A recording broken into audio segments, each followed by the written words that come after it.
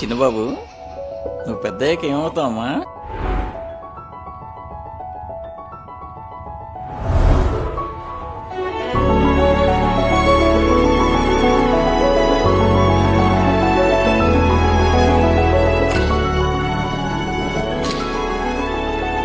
నేను పెద్ద అయ్యాక ఏమవుతానో నాకు తెలియదు.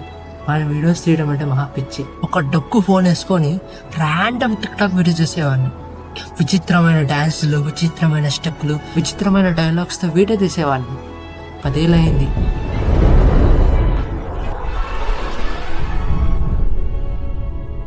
ఇంకా ఫోన్లో వీడియోస్ చూస్తున్నా, ఏం మారలేదు. గ్యాప్లో పెద్దవాడు అయ్యాను కానీ మెంటాలిటీ ఏం మారలేదు. నేను సెకండ్ ఇయర్. నేను అందరిలా ప్లేస్మెంట్స్లో జాబ్ కొట్టాలా లేదా నాకు నచ్చిన పని చేయాలా అని చాలా డౌట్ ఉండే. ఇంట్లో వాళ్ళు కూడా జాబ్ చేయమంటారు, కానీ తిరిగి చూస్తే హ్యాపీ మూమెంట్స్ తిరిగి రావు. నేను ఆ ఫోన్లో వీడియోస్, రీల్స్ చేస్తే అంత హ్యాపీనెస్ మళ్ళీ రాదు. అది చైల్డ్హుడే కానీ మనం హ్యాపీగా ఉండాలి తప్ప ఇష్టం లేని జీవితం గడపడం వ్యర్థం కదా.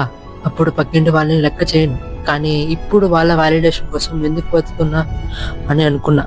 వాళ్ళు ఎలాగా మనకి సహాయం చేయరు, మరి ఎందుకు వాళ్ళ వ్యాలిడేషన్ కోసం వెయిట్ చేయాలి? అలా నేను కాంటాక్ట్ క్రియేషన్ స్టార్ట్ చేశాను. ఇంట్లో వాళ్ళని డిస్రెస్పెక్ట్ చేస్తున్నారు అని కాలం మారుతుంది. వాళ్ళు ఇప్పుడు కష్టాల్లో ఉన్నా రేపు హ్యాపీగా ఉంటారు, మా చిన్న స్మైల్ లాగా.